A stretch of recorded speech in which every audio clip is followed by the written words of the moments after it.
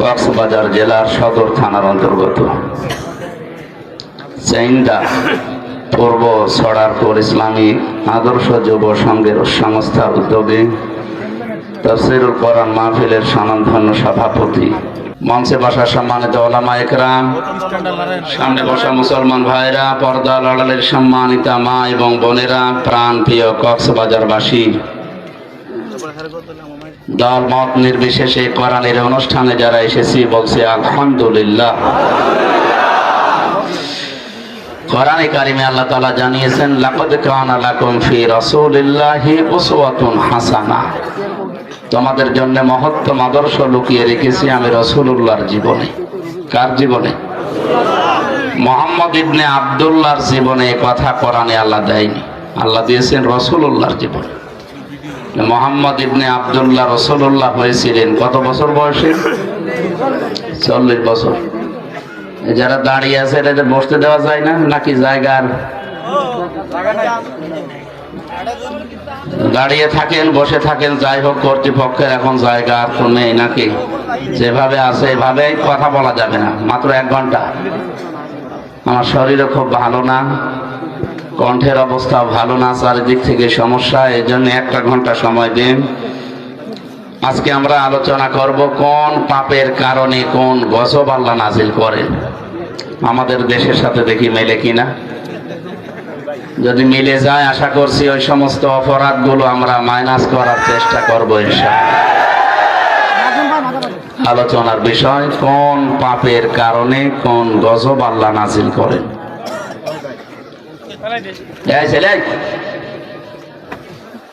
বললাম না ইশারায় কাজ করবা, কথা বলবো না। এরপরে কেউ কথা বলেন দেখি।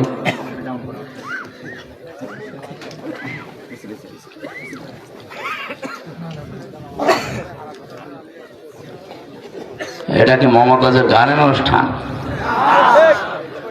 আন্দাজে যা তা এসে দুলিয়ে দিলাম, হয়ে গেল। আর আমার তো দোলানোর জিনিস না, দোলাবো কি? আমার কণ্ঠ দিয়ে আপনাদেরকে শোনানো লাগবে, যে কণ্ঠে কথা বের হবে যে কায়দা, সে কায়দা তো করতে দিন।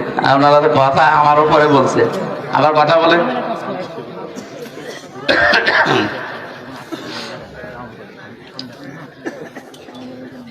কোরআনের কোন আয়াত থেকে কথা যদি কেউ বোঝার চেষ্টা করে, নবীজি বলেন, ও যদি ওই আয়াতের উপরে আমল নাও করে তাও 500 রাকাত নফল নামাজের সওয়াব হয়।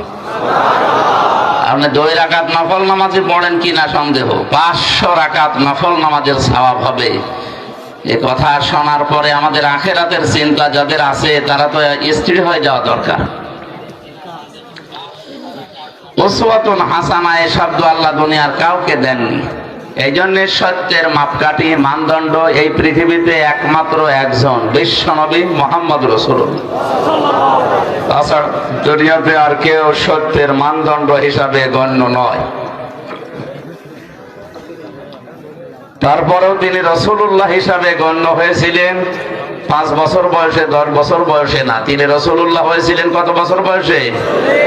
40 বছর বয়সে। যে জিনিস পেয়ে তিনি রাসূল হলেন তার নাম কোরআন। তার নাম কি? কোরআনে কারীম নাজিল হওয়ার আগ পর্যন্ত তিনি মুহাম্মদ ইবনে আব্দুল্লাহ হিসাবে পরিগণিত ছিলেন এলাকাতে। তার চরিত্রের সার্টিফিকেট দেওয়া হিসাবে মানুষেরা হয়তো তাকে বলতো যে আপনি আল আমিন, আস সাদিক, এই সমস্ত নামগুলো, কিন্তু রাসূলুল্লাহ কেউ বলতো না। রাসূলুল্লাহ হওয়ার আগে 17 বছর বয়সে একটা সংগঠন বানিয়েছিলেন, হিলফুল ফুজুল, শান্তির সংঘ। 17 থেকে 40 বছর, 23 বছর একাধারে চেষ্টা চালালেন, দেখি দুনিয়াতে শান্তি প্রতিষ্ঠা করা যায় কিনা। যেহেতু আল্লাহর নির্দেশ এবং কোরআনের নির্দেশ আসে না, এই জন্য 23 বছরে কাঙ্ক্ষিত মানের শান্তি তিনি প্রতিষ্ঠা করতে পারেননি। এই একই মানুষ 40 বছরে কোরআনে কারীম পেলেন, 63 বছরে দুনিয়া থেকে বিদায় নিলেন। এইটাও 23, এটাও কত? আগের 23-এর ফল 0, পরের 23-এ তিনি লক্ষ লক্ষ মানুষ হাজির করেছিলেন এই কোরআনের পতাকা তোলে। কথা বলে না কেন?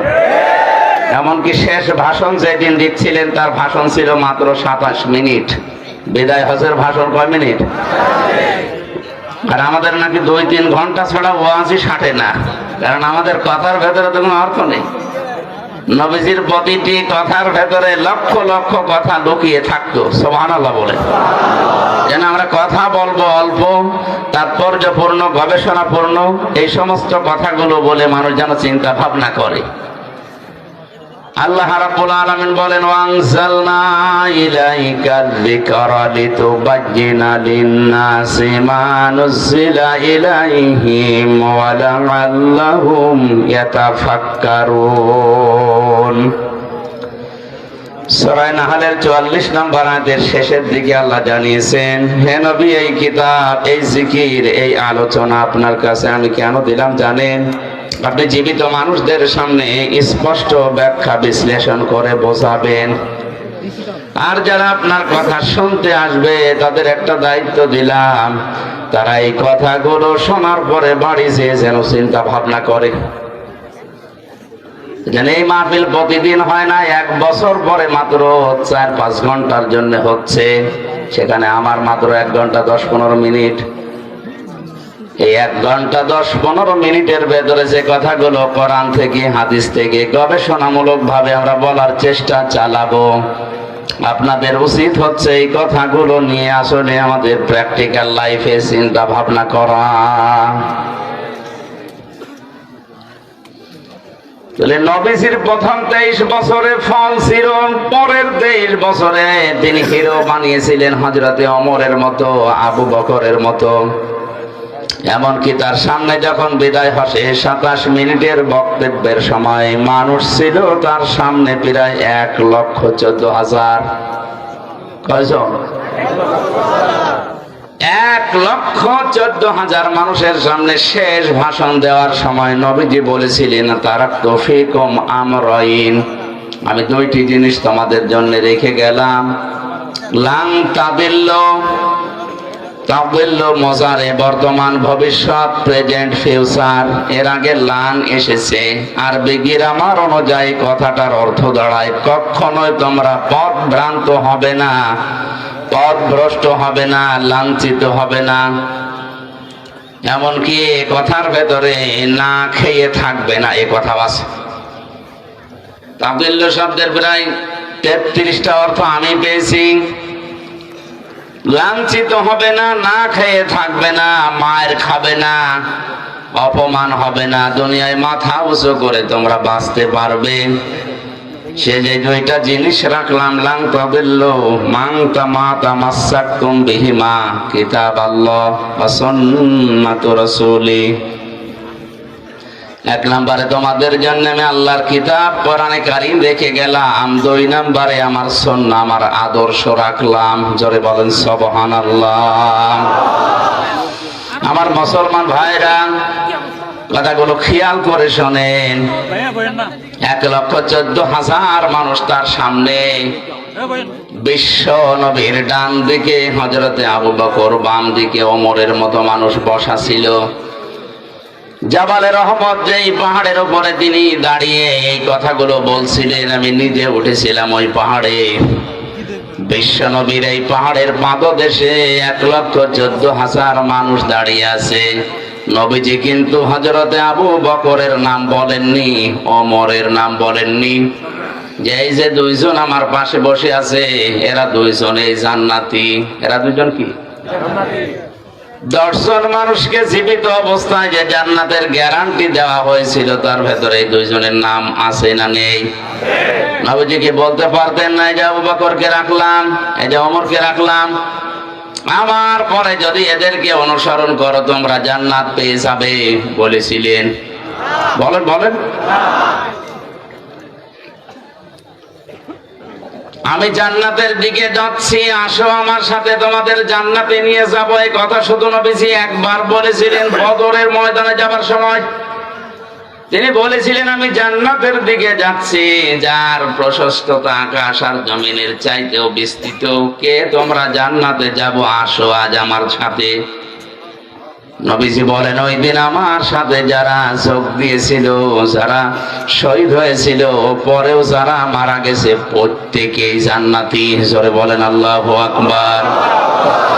এর ভেতরে স্পেশাল ভাবে যে 10 জন মানুষের নাম আমরা হাদিসে জানি, তার ভেতরে আবু বকর আছে, ওমর আছে। কথা বলেন ঠিক কিনা? এত বড় বড় পাওয়ারফুল নবী, পাওয়ারফুল মানুষ যারা, যাদের জান্নাত দরজা ডাকতে থাকবে, হযরতে আবু বকরের জীবনীতে আছে জান্নাতের প্রতিটা দরজা তাকে পাওয়ার জন্য আকাঙ্ক্ষা পেশ করবে। আসেন আমার দিকে। হযরতে ওমরের ব্যাপারে আছে আকাশের তারকারাজি, কেউ যদি গণনা করা শুরু করে একদিন শেষ হয়ে যাবে। হযরতে ওমর সে নেকির কাজ দুনিয়ায় করেছিলেন 26 বছর বয়সে মুসলমান হওয়ার পর। যেই কয়েকদিনই বেঁচে ছিলেন, মাত্র এই কয়েক বছরে তিনি এত বেশি নেকির কাজে আঞ্জাম দিয়েছেন, কিয়ামত পর্যন্ত কেউ যদি ওমরের নেকি গণনা করে শেষ হবে না। মাথায় যাদের মগজ আছে চিন্তা করেন তো, যে মানুষগুলো সামনে পেছনে বসে আছে, এই মানুষগুলোকে নবীজি নাম ধরে বলতে পারলেন না কেন? যে এদেরকে রেখে গেলাম, এদের মেনে নিলেই জান্নাত পেয়ে যাবে। এ কথা বলেননি এই কারণে, কারণ নবী ছাড়া কারো ঈমান নিরাপদ না। যে কোনো সময় মানুষকে শয়তান বেঈমান করে ফেলতে পারে। নবীজি নবীদেরকেও শয়তান ধোঁকা দিয়েছে, কিন্তু আল্লাহ নিজে স্পেশাল ভাবে তাদেরকে বাঁচিয়েছেন। তাদের কথা আলাদা। বাকি পৃথিবীর কাউকে কারো নিরাপদ না ঈমান। হযরতে ওমর নিজেই বলতেন মাঝে মাঝে, এ হুযায়ফা ইবনুল ইয়ামিনকে ডাক দিয়ে, এ হুযায়ফা, তুমি তো নবীজির গোপন কথাগুলো তোমার কাছে সব বলতো, তুমি একটু ইন্তেকালের আগে যে লিস্ট দিয়ে গেছে নবীজি, যে মদিনায় মুনাফিক অমুক অমুক আছে, ওই লিস্টের ভেতরে দেখো তো আমার নামটা আছে কিনা। হযরতে হুযায়ফা ডাক দিয়ে বলে, খলিফাতুল মুসলিমিন, আমিরুল মুমিনিন, কি বলেন আপনি? জান্নাতের গ্যারান্টি দিয়েছে নবীজি নিজে আপনাকে, আর আপনি বলেন আপনার নাম মুনাফিকের খাতায় আমি দেখবো? এ কেমন কথা? হযরত ওমর চোখের পানি ফেলে দিয়ে বলেন, ভাই হুযায়ফা, আমি নবীজির কাছেই শুনেছি দুনিয়াতে কারো ঈমান নিরাপদ না মরণের আগ পর্যন্ত। আমি এখনো পর্যন্ত জানি না আমি নিরাপদে ঈমান নিয়ে মরতে পারবো কিনা। এই জন্য অন্তত দেখো মুনাফিকের যে লিস্ট আছে ওর ভেতরে আমার নামটা আছে কিনা। যদি থাকে আমি এখনো মরণের আগে তওবা করে ফিরে আসতে পারবো। মাওলানা আশরাফ ভাই হয়তো মুনাফিকদের যে আচরণগুলো ওগুলোই বলছিলেন, আমি হালকা হালকা শুনেছি। আমি কোরআন হাদিস পড়ে মুনাফিকের প্রায় 13টা গুণ পেয়েছি। কয়টা? আমরা অধিকাংশ মানুষ 3টা জানি। কথা বললে মিথ্যা বলে, ওয়াদা করলে ভঙ্গ করে, আমানত রাখলে খেয়ানত করে, ঝগড়া হলে গালি দেয়। এরকম অনেকগুলো আমি গবেষণা করে করে কোরআন হাদিস থেকে 13টা পেয়েছি। মুনাফিকদের এই আচরণগুলোই হয়তো উনি বলছিলেন, শেষ করতে পারেননি ভাই আমার। এই সমস্ত গুণাগুণগুলো, জারগুলো, এই আচরণগুলো যদি কারো ভেতরে পাওয়া যায়, বুঝবেন তার ভেতরে নিফাকি আছে, মুনাফিকি আছে। আর মুনাফিককে আল্লাহ যদি মরণের পরে জাহান্নামে দেয়, আবু জেহেলের উপরে দেবে না, আবু জেহেলের নিচে দেবে। মুনাফিককে আল্লাহ যদি জাহান্নামে দেয়, আবু জেহেলের উপরে দেবে না নিচে? কোথায় আছে? আন্দাজে বলেন না। সূরা নিসা 140 নম্বর আয়াতে আল্লাহ পাক বলেন, ইন্নাল্লাহা জামিউল মুনাফিকিনা ওয়াল কাফিরিনা ফি জাহান্নামা জামিআ। অবশ্যই আমি আল্লাহ জাহান্নামের ভেতরে একত্রিত করব মুনাফিক এবং কাফেরদের। আগেকার নাম বলেন বলেন। আবু জেহেল মুনাফিক ছিল না কাফের? এই আয়াত দ্বারা বোঝা যায় যারা মুনাফিক এরা কিন্তু আবু জেহেলের নিচে থাকবে না, এরা থাকবে উপরে। ঠিক। আরে ভাই আপনি তো ওটা পাল্টা বলেন। আবু জাহেল যদি জাহান্নামে পড়ার পরে থেমে যায়, মুনাফিক থামবে না, একেবারে নিচে থাকবে। ইন্নাল মুনাফিকিনা ফিদ দারকিল আসফালি মিনান নার ওয়া লান তাজিদা লাহুম নাসীরা। অবশ্যই মুনাফিকদের জায়গা হবে জাহান্নামের একেবারে নিচে। আসফাল ইসমে তাফসীল, এর জায়গার নিচে নেই, একেবারে নিচে তাদের জায়গা দেব। শুধু জায়গা নিচে দেব না, এই মানুষগুলোকে কেউ সাহায্যের কথা বলতেও আসবে না। কাফেরদের যত কথা আমি পেয়েছি, কোন কাফেরকে সাহায্য করা হবে না এমন কথা নেই, যদিও তাদেরকেও সাহায্য করা হবে না, কিন্তু ওয়ালান তাজিদা লাহুম নাসীরা এরকম কঠিন শব্দ নেই। তাজিদার আগে লান আছে মজারে, মজারের আগে আমি আগেই বললাম লাং তাদিল্লুর উদাহরণ দিতে গিয়ে লান আসলে অর্থ হয় কোশ্চেন কালেও হবে না। আল্লাহ বলেন মুনাফিক যদি জাহান্নামের নিচে যায়, ওদেরকে সাহায্যের জন্য কেউ আসবে না, সাহায্য করাও হবে না। জোরে বলেন নাউজুবিল্লাহ। এখন আমার প্রশ্ন হচ্ছে, মুনাফিক তৈরি হয় কাদের ভেতরে? মুসলমানদের। বলেন কাদের ভেতরে? কোন ইহুদি, কোন খ্রিস্টান, কোন বৌদ্ধ, কোন হিন্দু, কোন মাজুসি, যত জাতি এখন পৃথিবীতে এখন প্রায় 4500 জাতি আছে, কোন জাতির ভেতরে মুনাফিক তৈরি হয় না। মুনাফিক শুধুমাত্র তৈরি হয় মুসলমানদের ভেতরে। আমরা যেহেতু মুসলমান হিসাবে দাবি করি, তাহলে মুনাফিকের জার আমাদের ভেতরে থাকার সম্ভাবনা, বলেন না কেন? হযরত ওমর যদি বলেন এখনো যদি আমার নামটা থাকে আমি তওবা করে ফিরে আসবো, ভালো হয়ে যাবে মরণের আগে, আমাদের ওই চিন্তা ভাবনার দরকার নেই। কেউ যদি বলে আমি ইহুদি দেখব, তাহলে আপনি ইসরায়েলে যান, শুধু ইহুদি পাবেন। তামাম দুনিয়ার নিকৃষ্ট জাতি হিসাবে এখন যারা পরিচিত, জঘন্যতম জাতি হিসাবে যারা দুনিয়ায় পরিগণিত, এখন তারা হচ্ছে ইহুদি। দুনিয়ার যত অপকর্মের মূল হোতা এই ইহুদিরা। কথা বুঝতেছে?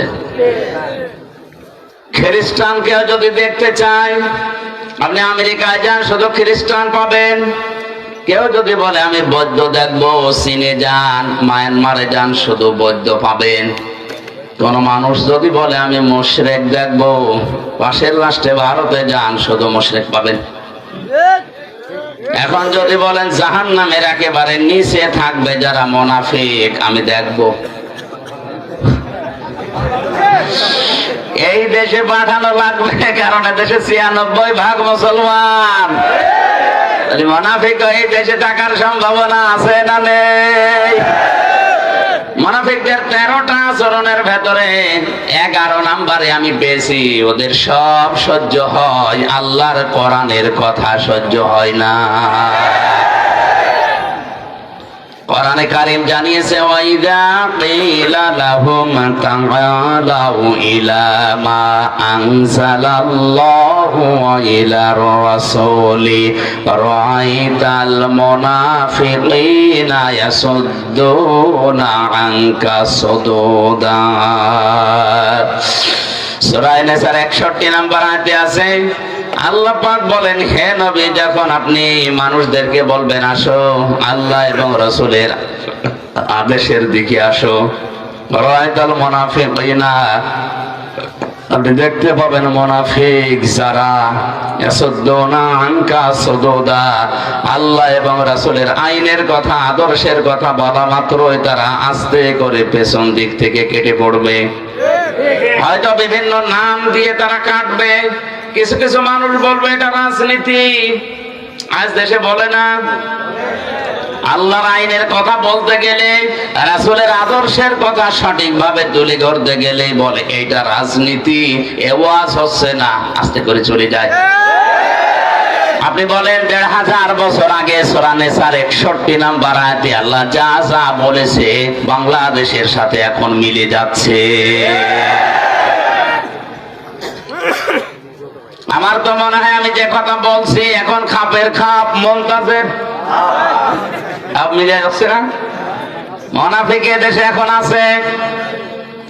আল্লাহর আইনের কথা বললে এর কাছে রাজনীতি মনে হয়, রাসূলের আদর্শের কথা বললে, রাসূলের বিচার ব্যবস্থার কথা বললে এর কাছে রাজনীতি মনে হয়। বলে এটা আমাদের সংবিধানের বাইরের কথা।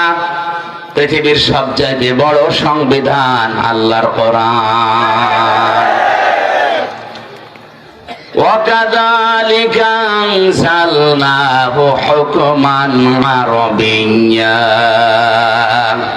وَلَئِنِ اتَّبَعْتَ أَهْوَاءَهُمْ بَعْدَ الَّذِي جَاءَكَ مِنَ الْعِلْمِ مَا لَكَ مِنَ اللَّهِ مِنْ وَلِيٍّ وَلَا ظَهِيرٍ। জোরে বলেন আল্লাহু আকবার।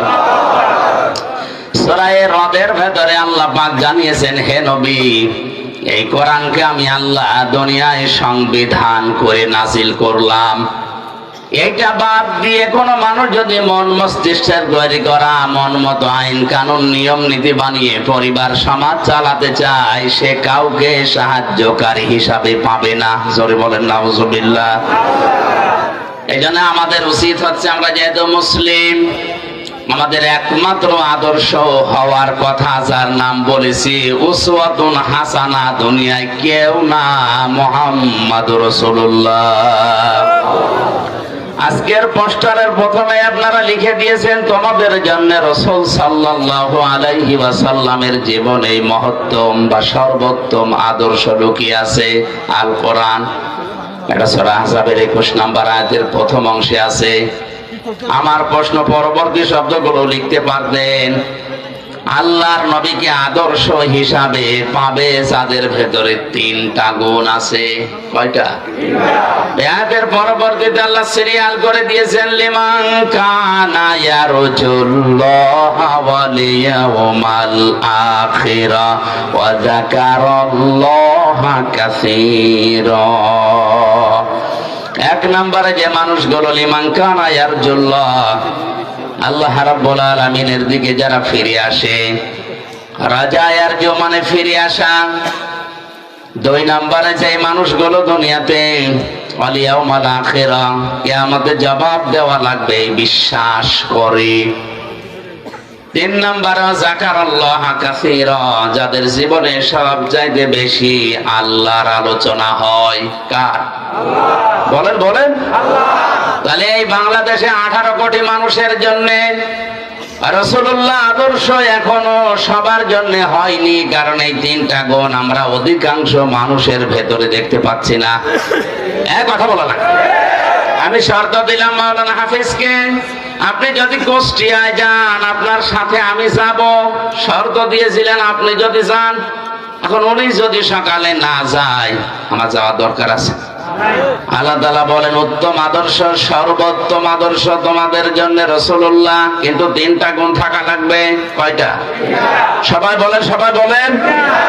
আপনার ভেতরে আছে কিনা আপনি মিলান। যদি না থাকে, কোরআনে কারীম আমার সামনে সূরা আহজাবের 21 নম্বর আয়াতকে সাক্ষী রেখে বলছি, মরণের পরে বিনা হিসাবে বিনা বিচারে আপনি জাহান্নামে।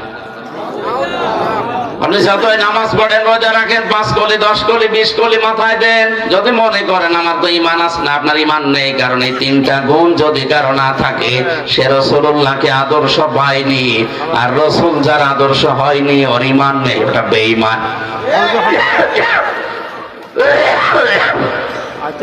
খুব মনোযোগ সহকারে শুনেন।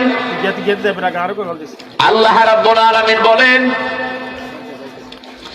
এক নম্বরে যারা সব কাজ আমি আল্লাহর দিকে ফিরে আসার নিয়তে করে, যে কোনো কাজে হাত দেওয়ার আগেই চিন্তা করে, আল্লাহ এই কাজে আমার আল্লাহ রাজি আছে তো।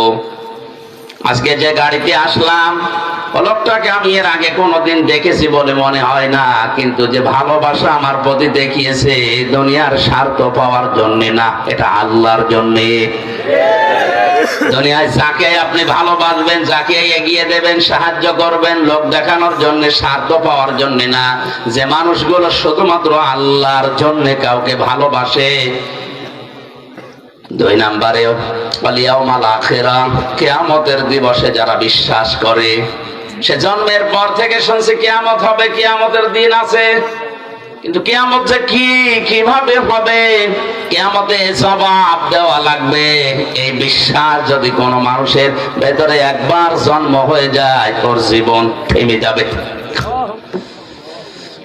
এদের তাফসীর করতে গিয়ে আমি জেলখানার ভেতরে থাকাকালীন ফি জিলালিল কোরআনে পড়েছিলাম। আছেন আপনারা ময়দানে?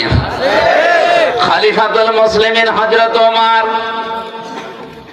তার সন্তান আব্দুল্লাহকে ভর্তি করলেন মাদ্রাসায়। ওই সময় হযরতে আলী ছিলেন প্রধান বিচারপতি, তার সন্তান হোসাইন ওই একই মাদ্রাসায় ভর্তি হয়েছে। বারবার কলম ফেলে দিচ্ছে, আব্দুল্লাহকে বলে কলম তুলে দাও। তিনি একবার, দুইবার, তিনবার তুলে দিলেন। প্রেসিডেন্টের ছেলে স্বাভাবিকভাবে রাগ হয়ে গেছে, ডাক দিয়ে বলে, হোসাইন ইচ্ছা করে কলম ফেলে দাও, আমারে তুলতে বলো, আমি কি তোমার চাকর খাদেম? হযরতে হোসাইনও রাগ করেই বলে ফেলেছে, আব্দুল্লাহ তুমি শুধু খাদেম না, খাদেমের বাচ্চা খাদেম। মেম্বারের ছেলেকে এরকম গালি দিলে তারও মেজাজ খারাপ হয়, আর তিনি দেশের প্রেসিডেন্টের ছেলে। এক দৌড়ে বাড়িতে গিয়ে বলে, আব্বা আমি আর মাদ্রাসায় যাব না। কেন? হোসাইন আমারে গালি দিয়েছে, আমি নাকি খাদেমের বাচ্চা খাদেম। হযরত ওমর বিচক্ষণ মানুষ ছিলেন, ডাক দিয়ে বলে, সন্তান আমি বিচার করব, কিন্তু এখন না, জমার দিন। জমার দিন তিনি খুতবা দিচ্ছিলেন, বক্তব্যের মাঝখানেই তিনি দাঁড়িয়ে বললেন, এখানে হযরত হোসাইন আছে? বলে হ্যাঁ। এদিকে আস, তুমি আমার ছেলেটাকে গালি দিয়েছো খাদেমের বাচ্চা, চাকরের বাচ্চা বলে? বলে হ্যাঁ দিয়েছি। কেন দিলে? হযরতে হোসাইন বলে, ওমর হাতে মুখে হাত দিয়ে বলেন তো, আপনি কি আমার নানার খাদেম ছিলেন না? হযরত ওমরের কথা বন্ধ হয়ে গেছে, চোখ দিয়ে টপ টপ করে পানি পড়ছে। সাহাবীদের বললেন, নবীর সাহাবীরা বিচার হয়ে গেছে। ছোট মানুষ তো, আব্দুল্লাহ বসে না, বলে বাবা তুমি তো এখনো বিচার আরম্ভই করনি, হোসাইনকে মারবে না? হযরতে ওমর বলে, বাবা যে বিচার করেছি এটা আমার অনেক কাজে লাগবে। হোসাইন তুমি যেটা বললে এটা কি লিখে দিতে পারবে? হ্যাঁ। খেজুর পাতা আর একটা পৃষ্ঠা, খেজুর পাতার একটা পাতা নিয়ে এসেছে খেজুর গাছের, ওখানে লিখে দিয়েছে, ওমর আমার নানার খাদেম ছিল, এটা আমি দেখেছি, সই করে দিলাম ইসি হোসাইন ইবনে আলী। যান। হযরত ওমর কাগজটা হাতে নিয়ে মুখে জমা দিলেন। ছেলেকে ডাক দিয়ে বললেন, বাবা মারা যাওয়ার পরে এই কাগজটা আমার কাফনের ভেতরে দিয়ে দিও। কিয়ামতের ময়দানে যদি আল্লাহ আমাকে প্রশ্ন করে আর জীবনের যদি কিছুই কবুল না হয়, অন্তত এই কাগজটা তুলে দেখাতে পারবো, মাবুদ তোমার নবীর নাতি লিখে দিয়েছে আমি নবীর খাদেম ছিলাম।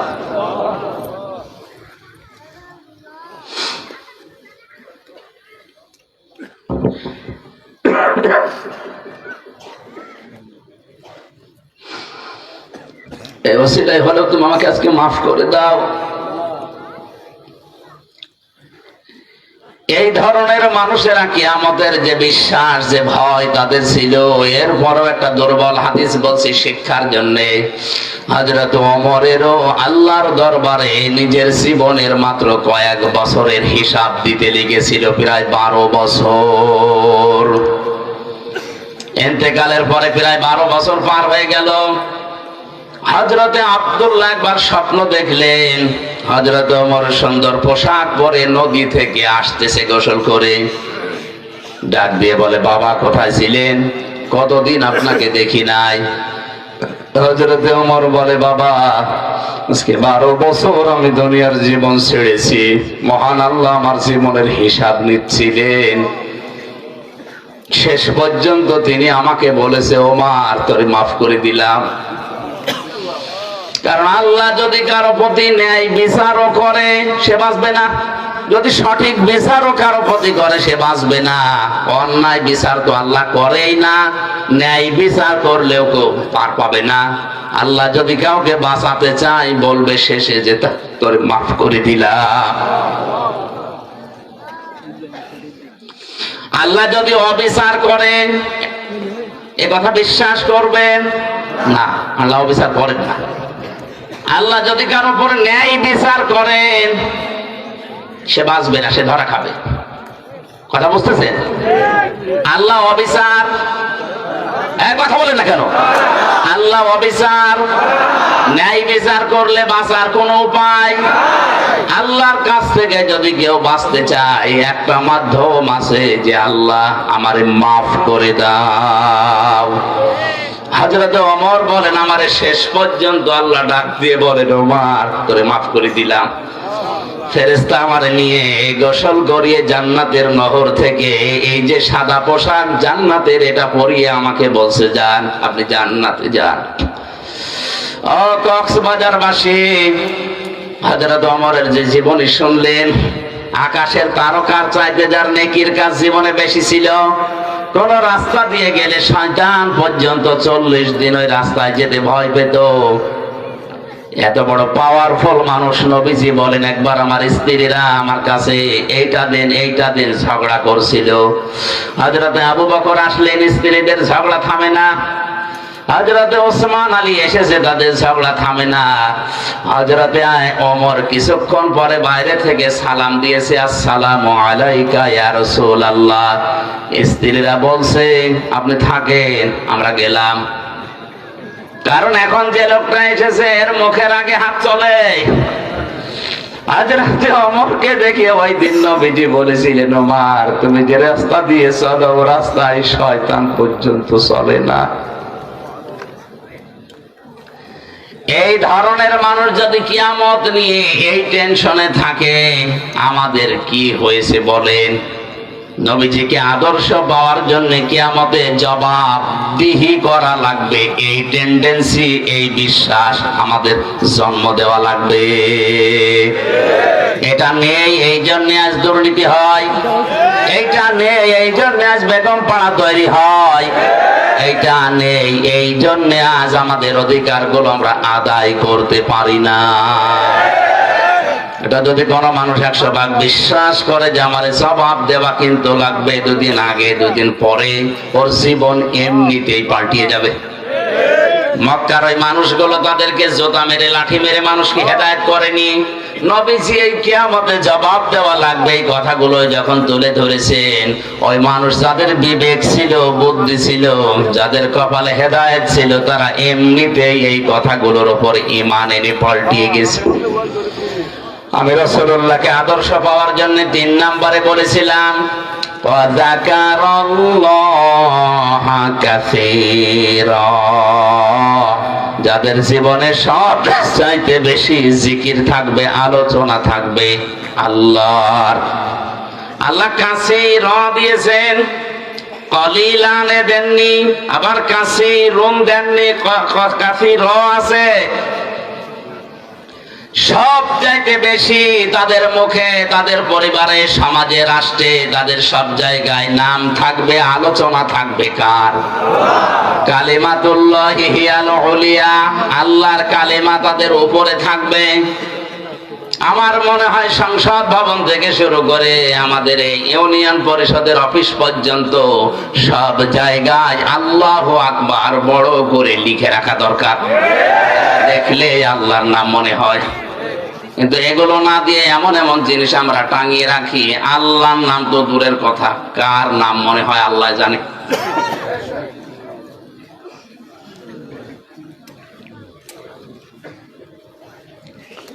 আল্লাহ রাব্বুল আলামিন বলেন রাসূলুল্লাহকে যারা আদর্শ হিসাবে এই 3টা গুণ অর্জন করে পাবে, বিশ্ব নবী মুহাম্মদুর রাসূলুল্লাহ রাসূলুল্লাহ হওয়ার পর থেকে আতঙ্কে ছিলেন।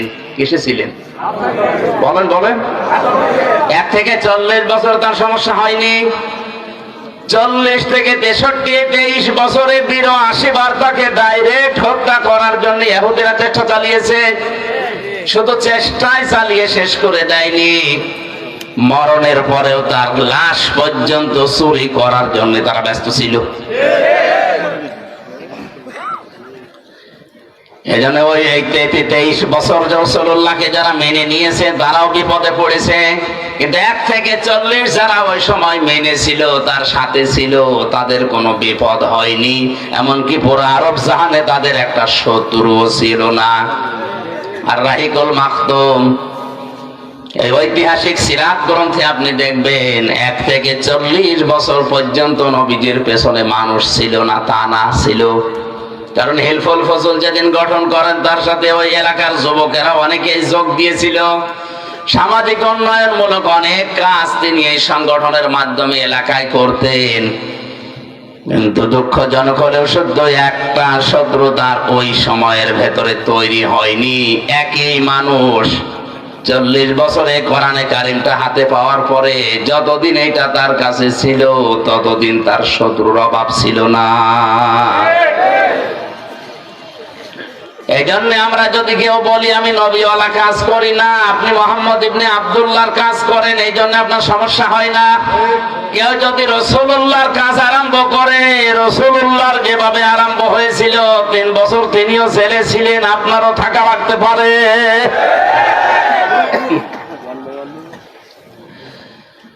আমাদের উচিত হবে যে আয়াতটা আপনারা লিখে দিয়েছেন, এটা আমাদের বাস্তব জীবনে যদি আমরা সেট করতে চাই, ওই 3টা শর্ত আমাদের মানা লাগবে। এই শর্তগুলো আমার না আল্লাহর? আরো জোরে বলেন কার? আল্লাহ আমাদের মেনে নেওয়ার তৌফিক দিন, জোরে বলেন আমিন। আমার আলোচনার বিষয় বলেছিলেন কোন পাপে কোন গজব। জবান খুলে কোরআনের এই সোনালী আয়াত সূরা রুম 41 নম্বর আয়াতটা পড়েছি, পড়েন। আউযু বিল্লাহি মিনাশ শাইতানির রাজীম, বিসমিল্লাহির রহমানির রহিম।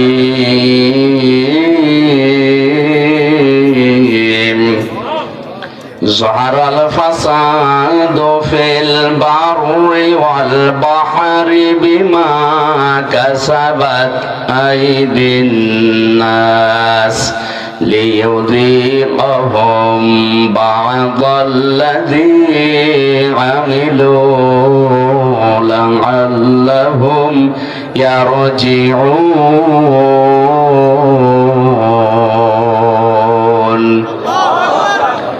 আল্লাহ রাব্বুল আলামিন বলেন, জলে স্থলে যে বিপর্যয়, যে অশান্তিগুলো, যে গজবগুলো দেখতে পাও, এগুলো আমি একটাও দিতে চাই না। এগুলো সব তোমাদের হাতের পাপ কামাই করা ফসল। আমি কেন এগুলো দেই মাঝে মাঝে জানো? অতিবৃষ্টি অনাবৃষ্টি মাঝে মাঝে এ জমিনকে ঝাঁকুনি দেয়, আমরা যেটা ভূমিকম্প বলে শুনি। এগুলো কেন করিলি? ইউযিকুহুম বা'দাল্লাযী আমিলু, তোমরা যে আমল করেছো, কাজ করেছো, আমল আবার 2 প্রকার। আমল কয় প্রকার?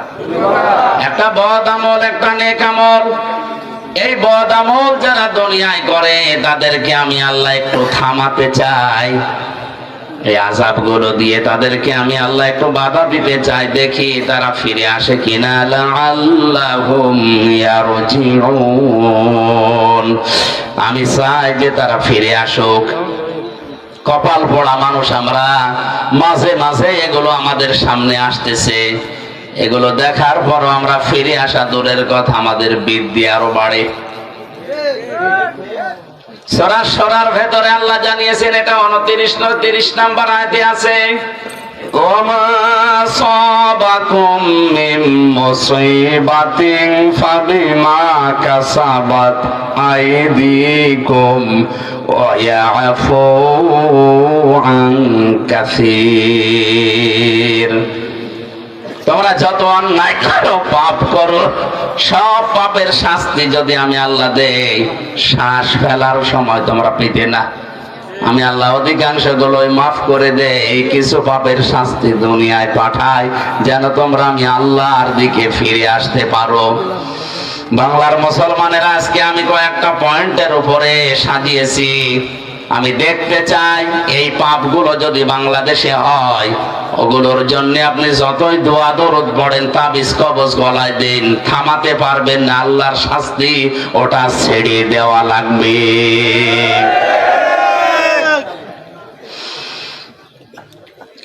কোরআনে কারিমে সূরা আনকাবুত আয়াত নাম্বার 40 41 فَكُلًّا أَخَذْنَا بِذَنبِهِ فَمِنْهُمْ مَنْ أَرْسَلْنَا عَلَيْهِ حَاصِبًا وَمِنْهُمْ مَنْ أَخَذَتْهُ الصَّيْحَةُ وَمِنْهُمْ مَنْ خَسَفْنَا بِهِ الْأَرْضَ وَمِنْهُمْ مَنْ أَغْرَقْنَا وَمَا كَانَ اللَّهُ لِيَظْلِمَهُمْ وَلَكِنْ كَانُوا أَنفُسَهُمْ يَظْلِمُونَ سبحان الله والحمد لله لا إله إلا الله سبحان الله والحمد لله لا إله إلا الله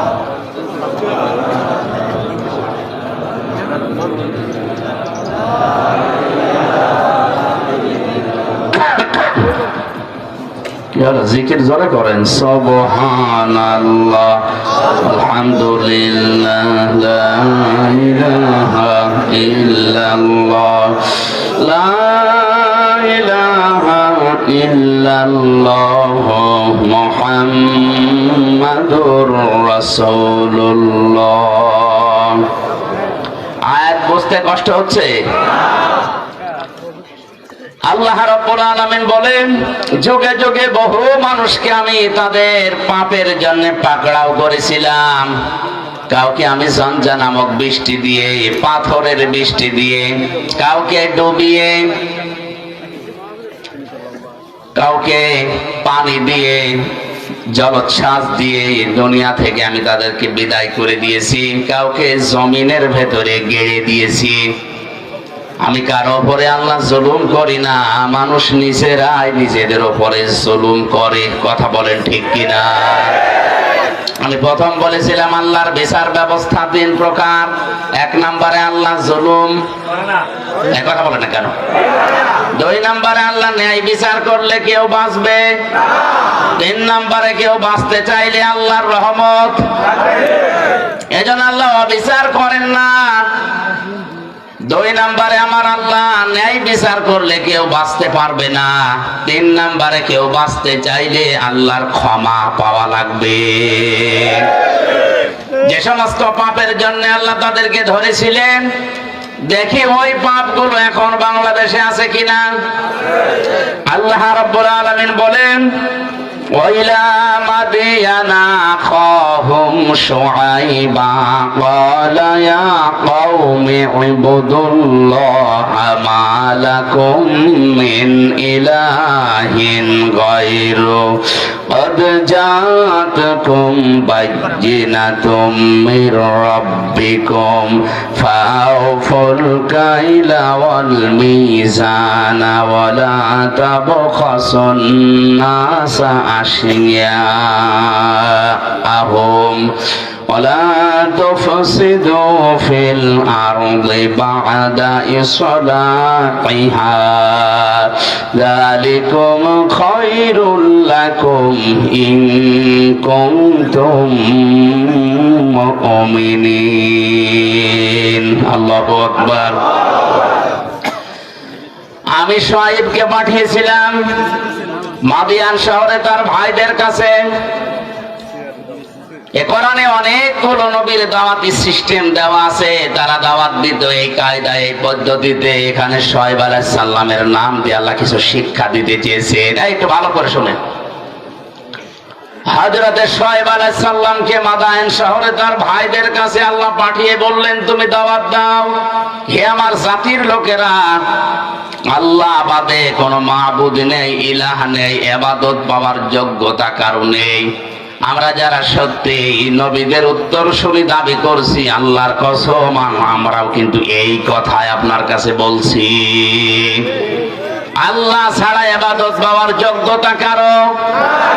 এই জন্য সহজ ভাবে বলি লা ইলাহা ইল্লাল্লাহ, আল্লাহ বাদে ইবাদত পাওয়ার যোগ্যতা, উপাস্য হওয়ার যোগ্যতা দুনিয়ায় আর কারণে।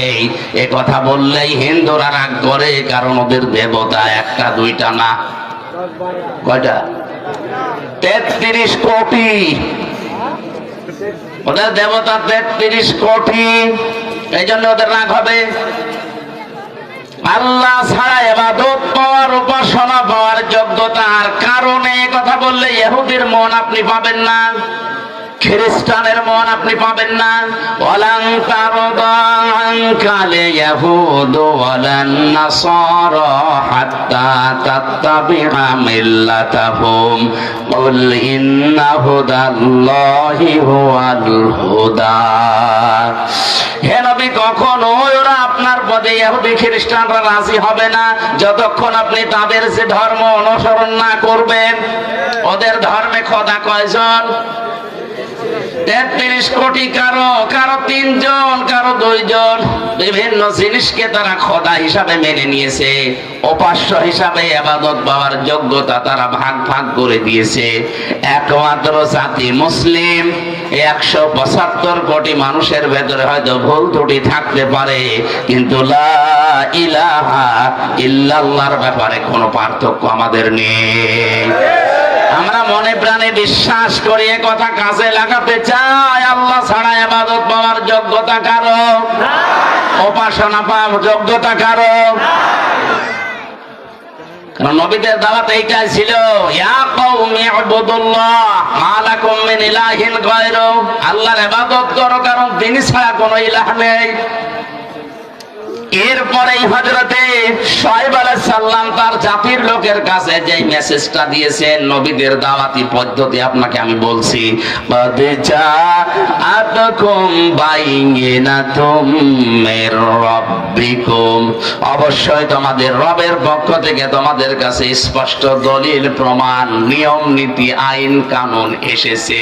সে আইনের ভেতরে 2টা কথা এখানে আল্লাহ পাক দিয়েছেন, ফাউফুল কাইলা ওয়াল মিজানা ওয়ালা তাবখাসুন নাসা আশিয়াআহুম। 1 নম্বরে তোমরা ওজনে কম বেশি করবে না। কিসে? সবাই বলেন। এই ওজন বলতে শুধু দাড়ি পাল্লার ওজন।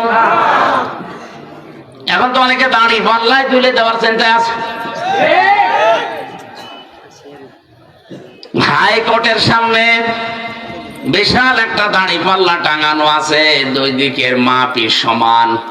এটা দ্বারা দেশের জনগণকে বোঝানো হচ্ছে যে ন্যায় বিচার ছাড়া এখানে কিছু চলে না। দাড়ি পাল্লা মানে কি? মানদণ্ড। দাড়ি পাল্লা মানে ন্যায় বিচারের মানদণ্ড। ওইটা এদিকেও যেমন এইদিকেও সেমন, কোন দিকে একেবারে কম বেশি নেই, সমান সমান।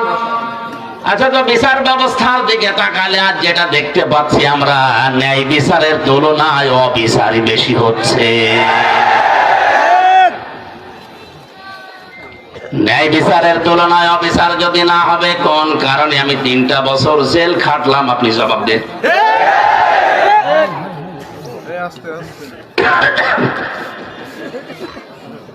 হযরতে শুআয়ব ডাক দিয়ে বলেছিলেন, আমার জাতির লোকেরা তোমরা এই পাপটা ছেড়ে দাও, ওজনে কম বেশি করবা না। কারণ এই পৃথিবীতে আল্লাহ যত মানুষকে লানত দিয়েছেন, বরদুয়া দিয়েছেন, তার 1 নম্বরে তারা। ওয়াইলুল লিল মুতাফফিফিনা আল্লাযীনা ইযা তালু আলান নাসি ইস্তাওফুন ওয়া ইযা কালুহুম আও ওয়াসানুহুম ইখসিরুন। ধ্বংস হয়ে যাক, বরবাদ হয়ে যাক, আমি আল্লাহর লানত ওই মানুষগুলোর উপরে যারা ওজনে কম বেশি করে। কিসে? বলেন বলেন। এই ওজন বলতে যারা দোকানদার তারা না। এই যে এইটাও এই যে মঞ্চটা, এই যে মেম্বারটা, এটা হক কথা বলার জায়গা। এখানে বসে যারা সঠিক কথাগুলো বলতে চায় না তারাও কম বেশি করছে। প্রাইমারি স্কুল থেকে বিশ্ববিদ্যালয় পর্যন্ত যারা শিক্ষকতা করছেন, এটা যেহেতু রেকর্ড হচ্ছে, কালকে তামাম দুনিয়ায় ছড়াবে। আমার বিশ্ববিদ্যালয়ের স্যাররা অনেকে মন খারাপ করে, আমি জানি। আল্লাহর কসম, শিক্ষক যারা আমার মাথার তাজ, আপনাদেরকে আমি ভালোবাসি। আমি কোরআন আপনাদের কাছেই পড়েছি, যতটুকু আমি বুঝেছি। আপনারা ওইভাবে বোঝেন না কেন? প্রাইমারি থেকে বিশ্ববিদ্যালয় স্যার পর্যন্ত যে যতটুকু পেয়েছে, ওজনে কম বেশি করা মানে নেওয়ার সময় বেশি নেয়, দেওয়ার সময় এদের প্রতি লানত কার? এই কথা বলা লাগবে, লানত কার? 45 থেকে 50 মিনিটের একটা ক্লাস নেয়, কমপক্ষে 40-50টা বইয়ের রেফারেন্স তার দেওয়া লাগে। কারণ সামনে যারা বসে আছে ওরা গরু ছাগল না, সব মেধাবী। বিশ্ববিদ্যালয়ে গরু ছাগল চান্স পায়? বাংলাদেশের মেধা যাদের বেশি তারাই ওখানে যায়, আর তাদের সামনে বসে 40-45 মিনিট আপনি বক্তব্য দেবেন। সলিমদ্দি কলিমদ্দির মতো না, কোনো কনসার্ট না, এক টান দিয়ে দিলাম, একটা দুলিয়ে দিলাম, হয়ে গেল না।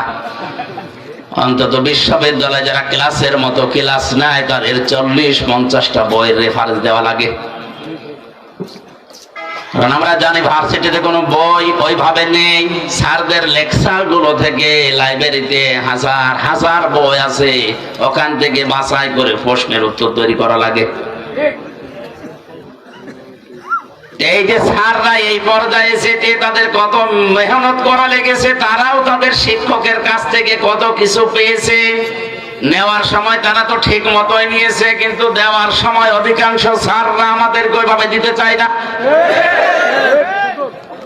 আর প্রাইমারি থেকে আপনি তাকান, মাদ্রাসা বলেন, স্কুল বলেন, কলেজ বলেন, ভার্সিটি বলেন, সব জায়গায় ক্লাসে 45 মিনিটে যেটা দেওয়ার কথা ওইটা ঠিক মতো দেয় না, বলে প্রাইভেট করা, কোচিং করা লাগবে।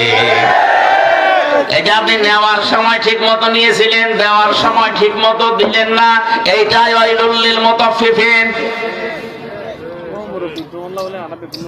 আপনি তো নেওয়ার সময় ঠিক মতোই নিয়েছিলেন, যদি ওইভাবে দিতেন আমার আর প্রাইভেট পড়া লাগতো না, কোচিং করা লাগতো না। বেশি বলে ফেললাম। এইটাই চলছে অধিকাংশ ভার্সিটির স্যাররা, রাজশাহী বলেন, কুষ্টিয়া বলেন, বরিশাল বলেন, চট্টগ্রাম বলেন, এই সমস্ত জায়গা থেকে ঢাকায় যে প্রাইভেট ভার্সিটিতে ক্লাস নেয়। সরকার আপনারা যেখানে রেখেছে এই জায়গায় আপনি যতগুলো টুকু পেয়েছিলেন ওইটা ডেলিভারি দিতে পারেন না। হযরতে শুআয়ব নবী এই কথা তার জাতির কাছে বললেন যে তোমরা ওজনে কম বেশি করবা না। ওয়ালা তাবখাসুন নাসা আশিয়া, এক একটা শব্দের ভেতরে লক্ষ লক্ষ কথা এরকম পয়েন্ট আকারে আছে, যত টানবেন তত বের হবে। আমার শরীরের দিকে, গলার দিকে আর ঘড়ির দিকে তাকে আমি খুব তাড়াতাড়ি করছি। ওয়ালা তাবখাসুন নাসা আশিয়াহুম ওয়ালা তুফসিদু ফিল আরদি বা'দা ইসলাহিহা। দ্বিতীয় নম্বরে, দুনিয়াতে শান্ত হয়ে যাওয়ার পরে অশান্তি করার জন্য পায় তারা করবা না, যেটা সবচেয়ে বেশি চলছে এই বাংলাদেশে। যালিকুম খায়রুল লাকুম, এইটাই ভালো কাজ। ইন কুনতুম মুমিনিন, যদি মুমিন বলে দাবি করে থাকো। ওজনে কম বেশি করা আজকে থেকেই বন্ধ করা লাগবে। এই ওজনে কম বেশি মানে খাদ্যে ভেজাল দেওয়া আছে, এই কথা বলেন না কেন? আজ হাজারো মানুষ নিজের সন্তান, নিজের বউ, নিজের মা যেগুলো খাবে ওগুলোতে ফরমালিন দেয় না, বিষও দেয় না, ঔষধও দেয় না, ওগুলো দেয় শুধু তাদের যেগুলো অন্যরা খাবে। যারা ফরমালিন দিচ্ছেন, বিষ দিচ্ছেন, ঔষধ দিচ্ছেন, এগুলোর কারণে যে ফলগুলো তরতাজা দেখতে মনে হয়, ধোঁকা খেয়ে আমাদের মতো মানুষ আমরা কিনে নিয়ে আসি, আমাদের কিডনি নষ্ট হয়ে যায়। এক কথা বলেন, এগুলো যারা করছেন ওই ব্যবসায়ীরা, আপনার দ্বারা আমার কিডনি, আমার হার্ট, আমার মস্তিষ্ক নষ্ট হয়ে যাচ্ছে। আপনি মানুষ হত্যা করার গুনাহ কামাই করছেন, আপনার উপরে আল্লাহর লানত। আল্লাহর বরদোয়া। ও বাংলার মুসলমানেরা, আল্লাহ যদি কাউকে বরদোয়া দেয়, বলেন ওরে কে আর বাঁচাবে? মানে এই মুহূর্ত থেকে ওজনে কম বেশি করা, খাদ্যে ভেজাল দেওয়া বন্ধ করা লাগবে। দুনিয়া বেশ শান্ত হয়ে যাওয়ার পরে অশান্তি তৈরি করার জন্য পায়তারা করবেন না। যদি মুমিন বলে দাবি করেন, এরপরে আরো দুইটা কথা তিনি বলেছিলেন, নাকি শেষ করে দেব? ওয়ালা তাকউদু বিকুল্লি সিরাতিন তুইদুনা ওয়া তাসুদ্দুনা আন সাবিলিল্লাহ মান আমানা বিহি ওয়া তাবগুনাহা ইওয়াজা واذكروا إذ كنتم قليلا فكثركم وانظروا كيف كان عاقبة المفسدين। আরেকটু খেয়াল করেন, আল্লাহ তাআলা বলেন তাদের আরেকটা অপরাধ ছিল, ওয়ালা তাকউদু সিরাত তাকউদু বিকুল্লি সিরাতিন তুইদুনা। ওরা মানুষকে ধরার জন্য বিভিন্ন রাস্তায় বসে থাকতো ওত পেতে। আজ বাংলাদেশে এই গণাটায় 15 বছরে সবচাইতে বেশি বেড়েছে। ওত পেতে থাকে, কখন কারে ধরিয়ে দেওয়া যায়। এ জেলায় মনে হয় এখনো শুরু হয়নি। হয়তো একটু পাড়াপতি হিসাবে রাগারাগি হয়েছে, ঝগড়া হয়েছে, রাজনৈতিক একটা সিল লাগিয়ে তারা গোপনে ধরিয়ে দেওয়ার জন্য থানায় উনি আগে 10,000 টাকা দিয়ে এসেছে যে অমুককে ধরে নিয়ে আসো। উনি ধরে নিয়ে যায়, নিজে আবার ছাড়ায়, মাঝখান থেকে লোকটার প্রায় 50,000 টাকা আল্লাহর ওলি খেয়ে ফেলেছে। আমি এটা একটু বেশি বলে ফেললাম।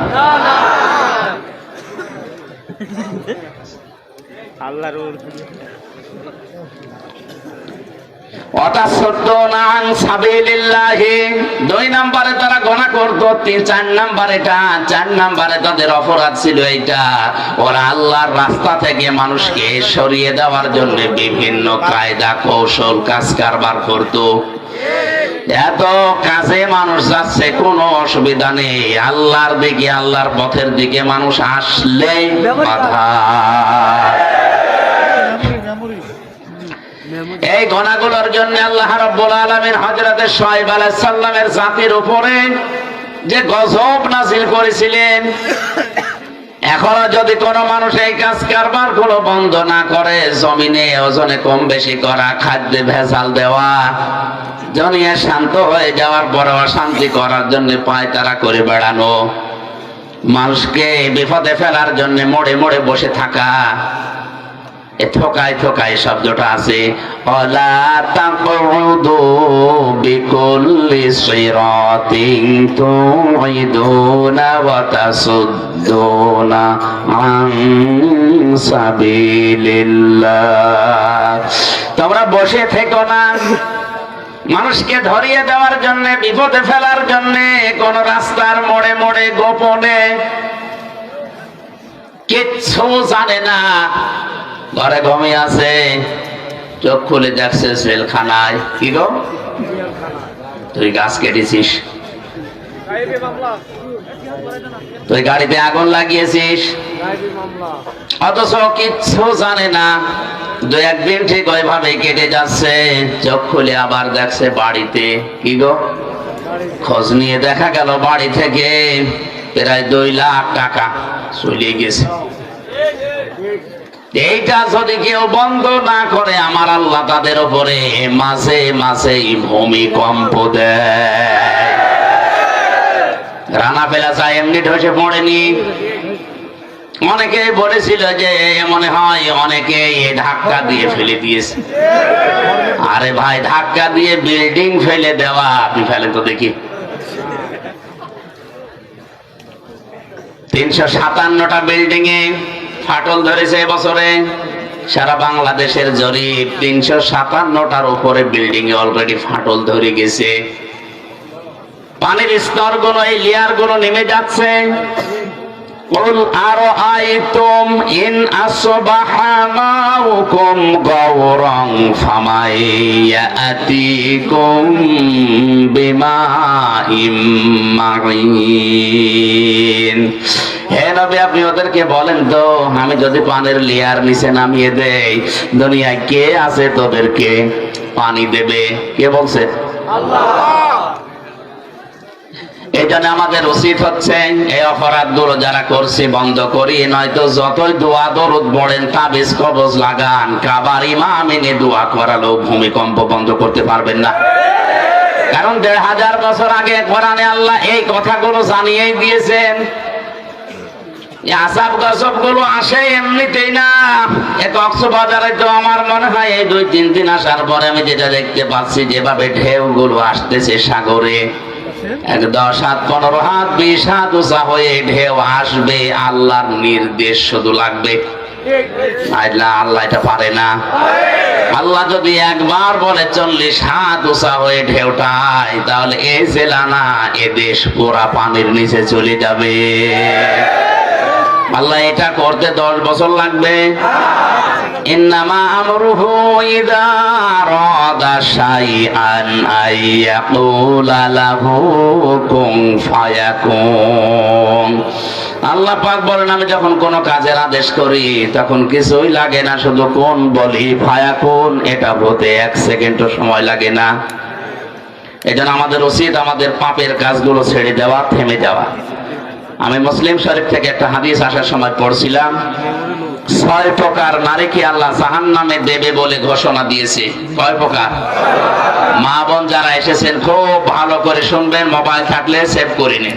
এই ৬ প্রকারের ভেতরে যদি আপনি ১ প্রকারেও পড়ে যান, আপনার নামাজ, রোজা, বোরকা পরা সব মাঠে মারা যাবে, আপনি জাহান্নামী।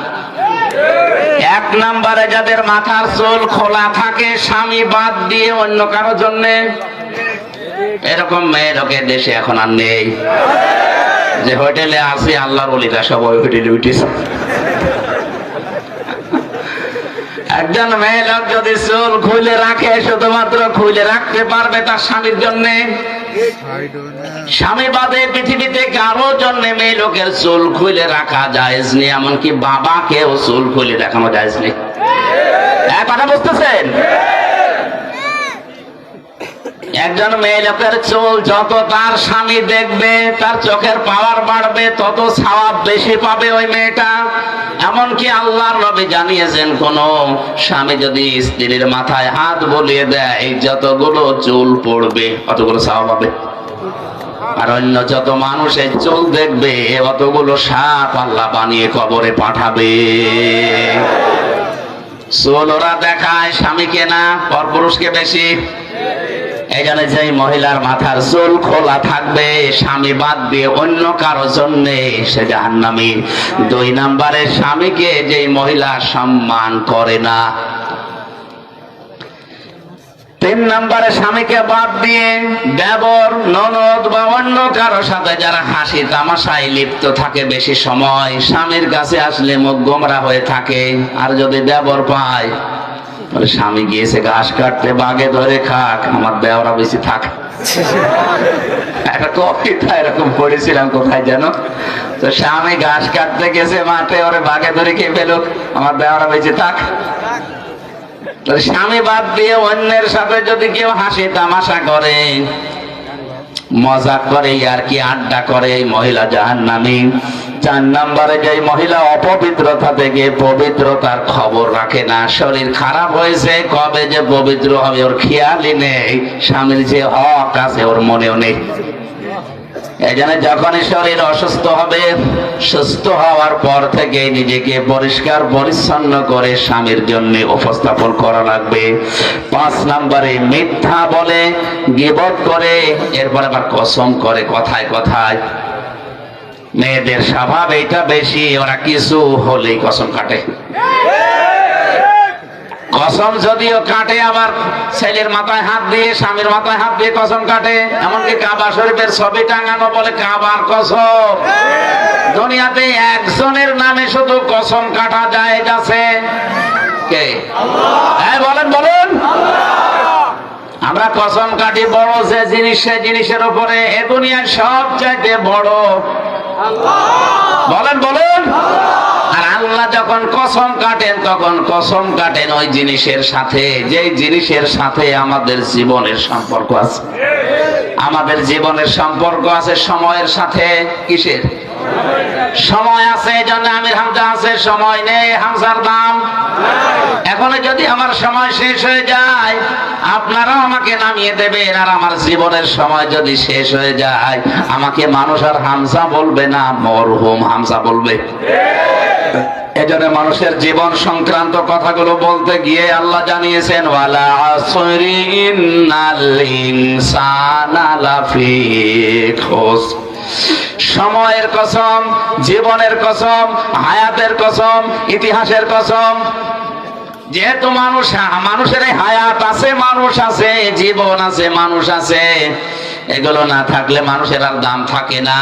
এর সম্পর্ক মানুষের জীবনের সাথে রিলেটেড। এজন্য আল্লাহ মানুষের জীবন সংক্রান্ত কথা বলতে গিয়ে কসম দিয়েছেন হায়াতের, সময়ের। জোরে বলেন সুবহানাল্লাহ।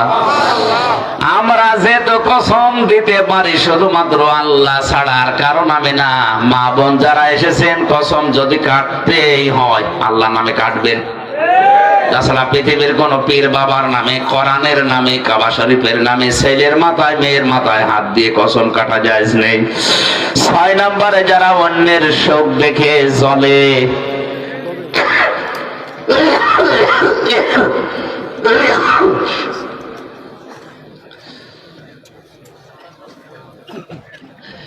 যারা অন্যের শোক দেখে জ্বলে এবং কিছু দান করলেও যারা খোঁটা দেয়, এই 6 প্রকার নারীর কথা মুসলিম শরীফে নবীজি জানিয়েছেন।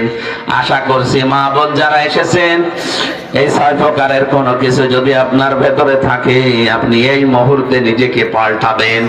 আল্লাহ আমাদেরকে এই যে 4টা অপরাধের কথা বলেছিলাম, ওজনে কম বেশি করা, খাদ্যে ভেজাল দেওয়া, দুনিয়া শান্ত হয়ে যাওয়ার পরে অশান্তি তৈরি করা, মানুষকে বিপদে ফেলার জন্য ওত পেতে থাকা, আর আল্লাহর রাস্তা থেকে মানুষকে ফেরানোর জন্য চেষ্টা চালানো, এই গুনাহগুলো থেকে যদি আল্লাহ আমাদেরকে না বাঁচান, আমরা যদি চেষ্টা না করি, ভূমিকম্পের মতো এই জিনিস আবার আসবে। আল্লাহ আমাদেরকে আয়াতটা মানার তৌফিক দেন, আমিন। বারাকাল্লাহু লানা ওয়া লাকুম ফিল কোরআনিল আযীম। সভাপতি সাহেবের অনুমতি নিচ্ছি, আমার শরীর খারাপ, আমি দোয়া করে দিলাম। আল্লাহুম্মা আমিন। রব্বানা যালামনা আনফুসানা ওয়া ইল্লাম তাগফির লানা। এবং আরো শুকর গুজার করছি সে মহান প্রভুর দরবারে যিনি তাদের থেকেও বাছাই করেছেন, যারা আসছেন এই মাহফিলের উদ্দেশ্যে, কিন্তু রাস্তাঘাটে, দোকানপাটে, বিভিন্ন জায়গায় দাঁড়িয়ে বসে গল্প গুজবে লিপ্ত, আল্লাহ পাক তাদের থেকেও বাছাই করে বেহেশতের বাগানের ভেতরে বসার তৌফিক দিয়েছেন বলে আলহামদুলিল্লাহ। বেহেশতের বাগানে তারাই আসে যারা বেহেশতি মানুষ, নাকি বলেন? বাহিরে আর ভিতরে এর পার্থক্য কতটুকু? একটা দৃষ্টান্ত কোরআন দিয়া দিলে সহজে আপনারা বুঝে ফেলবেন। আপনারা মুরগির ডিমের কথা শুনেছেন, এটা কোরআনের দৃষ্টান্ত না, এটা সামাজিক একটা দৃষ্টান্ত। সরাসরি কোরআন দিয়ে বলি যাতে বুঝতে আপনাদের সহজ হয়, আপনারাও দলিল পেশ করতে পারেন। আচ্ছা বলুন তো দেখি, কোরআন শরীফের মধ্যে শয়তান শব্দটা আছে না নাই? আছে। ইবলিস শব্দটা আছে না নাই? এই শব্দগুলি কোরআন শরীফের মধ্যে আছে। কোরআন শরীফের আয়াত যদি কেউ তেলাওয়াত করে, প্রতি অক্ষরে কটা করে দেখি? 10টা করে। তাহলে যদি ফাস্তাইন বিল্লাহি মিনাশ শাইতানির রাজিম কোরআন শরীফের আয়াত, এটা কেউ তেলাওয়াত করে, শয়তানের নামটাও তেলাওয়াত হয়ে গেছে। বলুন তো দেখি, প্রত্যেকটা অক্ষরের বিনিময় সব হবে কি হবে না? হবে। কিন্তু এই শব্দটাকে যদি আলাদাভাবে কেউ আশ-শায়তানু বলে সারাদিন তাসবিহ করে, বলুন তো দেখি একটি সওয়াব কি পাবে না গুনাহ হবে? তাহলে কোরআনের মাঝে থাকলে এটা তেলাওয়াত আকারে যখন মানুষ পড়তে থাকবে, প্রত্যেকটা অক্ষরের বিনিময়ে 10টা করে নেকি আসবে। কিন্তু আলাদাভাবে যদি পড়া হয় তাহলে সব তো হবেই না, শয়তানের নাম বারবার উচ্চারণ করার কারণে সেই গুনাহগার হয়ে যাবে। কথা ঠিক না বেঠিক? ঠিক কোনরূপ ভাবে এটা জান্নাতের বাগান।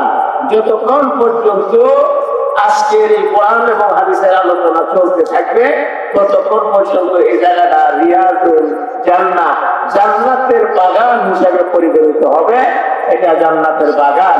শেষ পর্যন্ত থেকে যদি কেউ তওবা করে এখান থেকে চলে যায়, হকুল ইবাদ শিরকি গুনাহ ছাড়া যত গুনাহ আছে সব গুনাহ কাটা আল্লাহ মাফ করে দিবেন।